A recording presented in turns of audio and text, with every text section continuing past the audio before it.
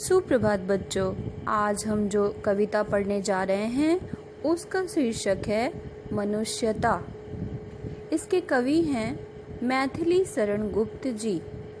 राष्ट्र कवि मैथिली शरण गुप्त का जन्म 1886 ईस्वी में झांसी के नज़दीक चीर गांव में हुआ था। इनकी शिक्षा दीक्षा घर पर ही हुई। अंग्रेजी, संस्कृत, बांग्ला व मराठी भाषा पर इनका समान अधिकार था। गुप्त जी राष्ट्रीयता के साथ साथ राम भक्त कवि थे। राम का यशोगान इनकी चिर संचित आकांक्षा रही। उन्होंने अपनी कविता के माध्यम से भारतीय जीवन को समग्रता में समझने और प्रस्तुत करने का भी यथासंभव प्रयास किया। गुप्त जी की काव्य भाषा विशुद्ध खड़ी बोली है।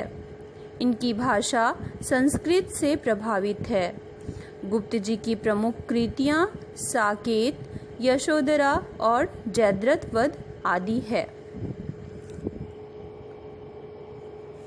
मनुष्यता, इस पाठ का परिचय जानते हैं।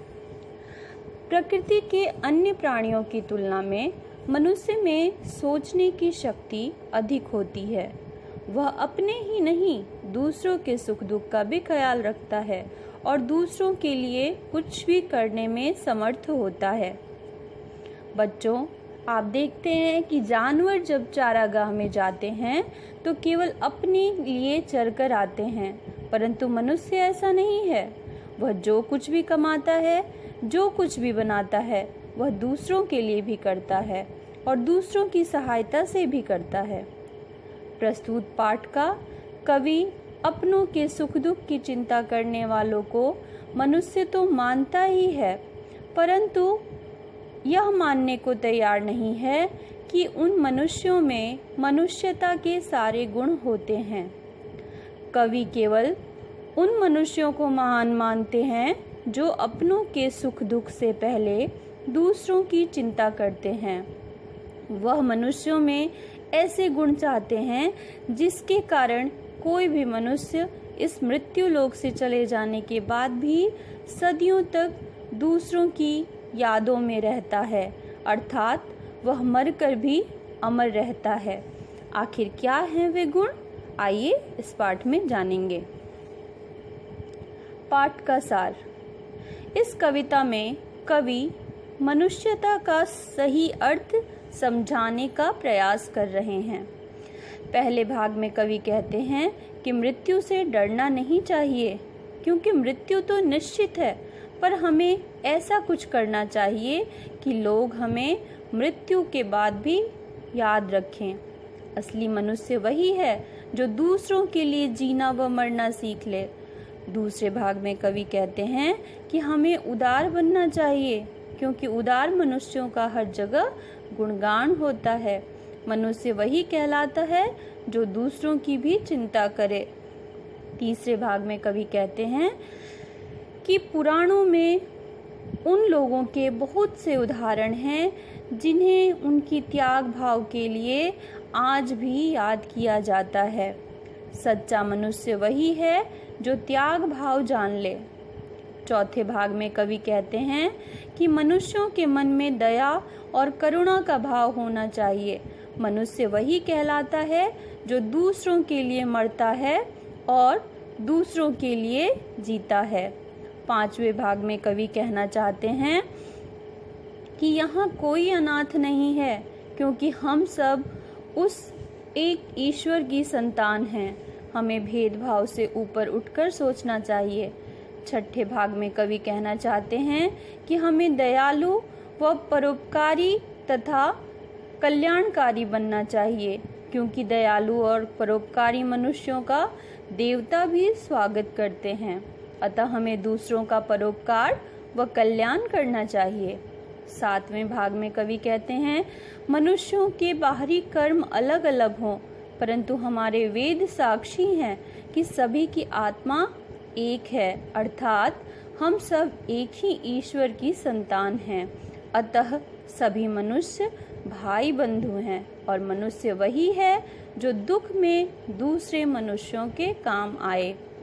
अंतिम भाग में कवि कहना चाहते हैं कि विपत्ति और विघ्न को हटाते हुए मनुष्य को अपने चुने हुए रास्तों पर चलना चाहिए, आपसी समझ को बनाए रखना चाहिए और भेदभाव को नहीं बढ़ाना चाहिए।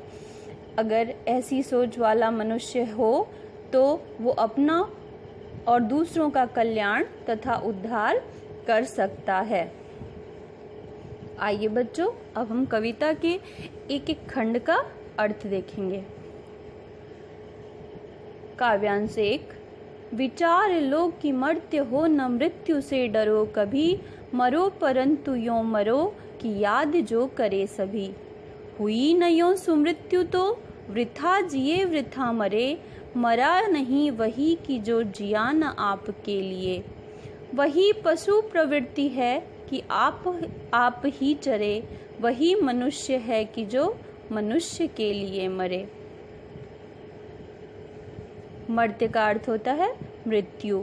यो यानी ऐसे, वृथा यानी बेकार, प्रवृत्ति यानी स्वभाव, सुमृत्यु यानी सुंदर मृत्यु, गौरवशाली मृत्यु। यह कविता हमारी पाठ्य पुस्तक स्पर्श भाग 2 से ली गई है। इसके कवि मैथिली शरण गुप्त हैं। इन पंक्तियों में कवि बताना चाहते हैं कि मनुष्यों को कैसा जीवन जीना चाहिए। कवि कहते हैं कि हमें यह जान लेना चाहिए कि मृत्यु का होना निश्चित है, हमें मृत्यु से नहीं डरना चाहिए। कवि कहते हैं कि हमें कुछ ऐसा करना चाहिए कि लोग हमें मरने के बाद भी याद रखें। जो मनुष्य दूसरों के लिए कुछ भी ना कर सके, उनका जीना और मरना दोनों ही बेकार है। मरकर भी वह मनुष्य कभी नहीं मरता जो अपने लिए नहीं दूसरों के लिए जीता है, क्योंकि अपने लिए तो जानवर भी जीते हैं। कवि के अनुसार सच्चा मनुष्य वही है जो दूसरे मनुष्यों के लिए मरे, अर्थात जो दूसरे मनुष्यों की चिंता करे वही सच्चा मनुष्य कहलाता है। यहाँ हम काव्य सौंदर्य देखेंगे। कवि ने परोपकार के लिए जीने वाले की मृत्यु को सुमृत्यु कहा है। खड़ी बोली का प्रयोग किया गया है। आप में पुनरुक्ति प्रकाश अलंकार का प्रयोग है। संपूर्ण काव्यांश में तुकांत शैली का प्रयोग किया गया है और सामासिक शब्दावली का भी प्रयोग किया गया है। काव्यांश 2।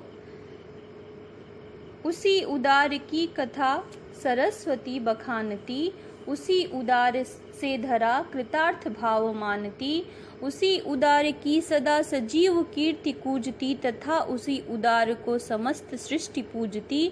अखंड आत्मभाव जो असीम विश्व में भरे, वही मनुष्य है कि जो मनुष्य के लिए मरे। उदार का अर्थ होता है महान, श्रेष्ठ। बखानती यानी गुणगान करती, धरा यानी धरती, कृतज्ञ यानी ऋणी या आभारी, सजीव यानी जीवित, कीर्ति यानी यश, कूजती यानी मधुर ध्वनि करना, अखंड यानी जिसके टुकड़े ना किए जा सके, असीम यानी अनंत, विशाल या पूरा,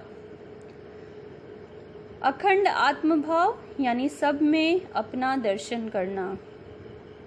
कवि कहते हैं कि जो मनुष्य अपने पूरे जीवन में दूसरों की चिंता करता है, उस महान व्यक्ति की कथा का गुणगान सरस्वती अर्थात पुस्तकों में भी किया जाता है। पूरी धरती उस महान व्यक्ति की आभारी रहती है। उस व्यक्ति की बातचीत हमेशा जीवित व्यक्ति की तरह की जाती है और पूरी सृष्टि उसकी पूजा करती है। कवि कहते हैं कि जो व्यक्ति पूरे संसार को अखंड भाव और भाईचारे की भावना में बांधता है, वह व्यक्ति सही मायने में मनुष्य कहलाने योग्य है। अर्थात इस काव्यांश के माध्यम से कवि कहना चाहते हैं कि जो मनुष्य दूसरों के लिए जीते हैं उनका गुणगान युगों युगों तक किया जाता है। काव्य सौंदर्य। कवि के अनुसार उदार व्यक्तियों का यश ही विश्व में फैलता है। खड़ी बोली का सुंदर प्रयोग किया गया है। सदा सजीव समस्त सृष्टि कीर्ति कूजती अखंड आत्म उसी उदार आदि में अनुप्रास अलंकार है। सजीव कीर्ति कूजती में मानवीकरण अलंकार का प्रयोग है और वीर रस का प्रयोग किया गया है। बच्चों, मानवीकरण अलंकार जहाँ प्रकृति की तुलना मानवीय क्रियाकलापों के साथ की जाए वहाँ मानवीकरण अलंकार होता है। तो यहाँ हमने 2 काव्यांशों के अर्थ देखे। अगले वीडियो में हम काव्यांशों के अर्थ जारी रखेंगे। धन्यवाद।